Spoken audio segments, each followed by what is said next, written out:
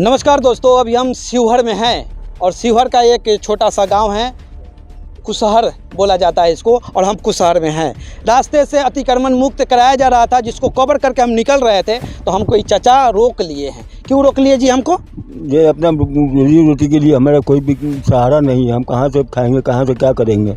तो रोजी रोटी का सहारा नहीं है, तो ये बात कहने के लिए आप हमको रोके? जी हाँ, और दूसरा कोई जी ना, यही कहने के लिए आपको रोके हैं। अभी तक आपका रोजी रोटी किस प्रकार से चल रहा था? इसी 10 रुपया 20 रुपया बचता था, उसी से अपना गुजारा। कहाँ से 10 रुपये 20 जो बेच कर मैंने बनिहारी कहाँ बेच रहे हैं? वो चौक पर, कुशहर चौक पर, दुर्गा मंदिर के बगल में झोपड़ी लगा है। अच्छा अच्छा, कहानी यह है कि ये भी भैया चाचा जो है ना, अतिक्रमण मुक्त के जाल में फंस चुके हैं।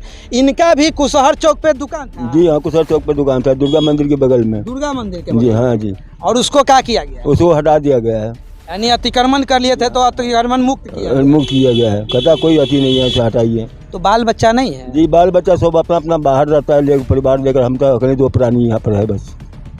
और इस 3 पहिया से चल रहे हैं? क्यों? 3 पहिया हम पैर से विकलांग आदमी, हम पैदल चल नहीं सकते हैं ना। बेड से बस 10 दिन 15 दिन 20 दिन से चलते हैं।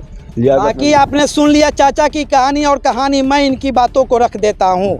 ये 3 पहिया वाहन से इसलिए चल रहे हैं कि मोदी जी के भाषा में ये दिव्यांग है। इनके पैरों में वह दम नहीं है कि अपने पैरों के दम पे चल सके, फिर भी इस 3 पहिए के वाहन से कुशहर चौक पे इन्होंने छोटा सा व्यवसाय शुरू किया था। जैसे मोदी जी बार बार कहते हैं, युवाओं को कहते हैं और लोगों को कहते हैं कि आत्मनिर्भर बनिए, तो ये विकलांग होने के बाद भी आत्मनिर्भर बनना चाह रहे थे। लेकिन कुशहर प्रशासन की वो धांधली देखिए, कुशहर प्रशासन की वो तानाशाही देखिए कि गरीब के पेट पे लात मार दिया गया है। एक कहावत कहा गया है कि सर पीठ पे लात मार दीजिए लेकिन पेट पे लात मत मारिएगा। लेकिन आज चाचा के आंखों की वो आंसू दिखाइए सर, कि देखिए इनकी पैर पहले भगवान ने छीन लिया और आज यहाँ के प्रशासन ने इनके मुंह का वो 2 रोटी का निवाला भी छीन लिया। ये कहानी है, दुखदाई कहानी है। और ये तस्वीरें हम दिखा रहे हैं कुशहर, जहाँ पे अतिक्रमण मुक्त की कार्रवाई चल रही है, वहाँ की ये रोड की तस्वीरें हैं। ये दिखाइए तस्वीरें। इनका शौक़ नहीं चढ़ा हुआ है कि 3 पहिया पे चले, और इनका शौक़ नहीं है। कितना उम्र है चाचा?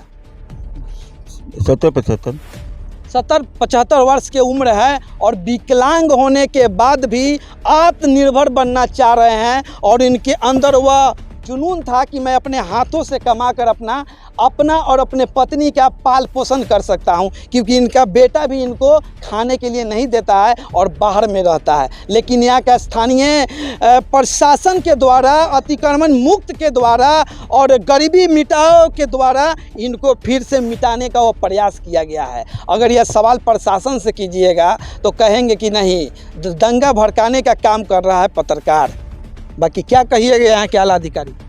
अब यही करेंगे कि हमारा कोई सहारा मिला जाए, कहीं जगह 5-7 दिया जाए, अपना गुजारा चलाए। अब क्या जैसे दूसर क्या कर सकते हैं? कोई मजबूरी हमारा है, कहीं पर अस्थायी जगह दे, हमसे ठेला ठेलाएगा नहीं, हमसे कोई दूसरा कोई काम होगा नहीं। हम तो वही सहारे गाड़ी से जाते हैं 3 पहिया से, और उसके बाद में फल फूल को दुकान लगा कर अपना सहारा चला रहे थे, गुजारा कर रहे थे। अब कहाँ घर है आपका? विकलांग है कि सच में बहाना बनाए हुए? ना, विकलांग है। क्या जी, ये विकलांग है कि क्या है जी? विकलांग है सर। विकलांग है। देखिए प्रमाण भी आपके सामने प्रस्तुत कर दे रहे हैं, क्योंकि आप लोगों को बार बार सर्टिफिकेट की ज़रूरत पड़ती है, और ये सच में विकलांग है। लेकिन स्थानीय जो भी अतिक्रमण मुक्त के नाम पर इनको परेशान किए हैं, बर्बाद किए हैं, और कहीं ना कहीं इनके पेटों पे लात मारने का वो काम किए हैं। और आप भी सोचने पर मजबूर हो जाइएगा कि किस प्रकार से कुशहर क्षेत्र के जो आला अधिकारी है अतिक्रमण मुक्त के नाम पे गरीबों को परेशान करते हैं। हम बार बार जिक्र इसलिए कर रहे थे कि उत्तर प्रदेश में बुलडोजर चलता है अपराधियों को भगाने के लिए, अपराध नियंत्रण करने के लिए, अपराध मुक्त उत्तर प्रदेश बनाने के लिए। लेकिन हमारे बिहार में बुलडोजर चलाया जाता है इन जैसे गरीबों के ऊपर, इन जैसे गरीबों के उस दुकानों के ऊपर, इन जैसे गरीबों के घर के ऊपर, ताकि बिहार से गरीब मर जाए और बिहार से गरीब जैसा शब्द मिट जाए। और कहने के लिए नीतीश कुमार ये कहे या मेरे बिहार में जो है ना गरीब हैले नहीं है, यहाँ पे अतिक्रमण के नाम पे गरीब मुक्त बनाने का काम किया जा रहा है। कितना सच्चाई है इसमें, कितना सच्चाई है?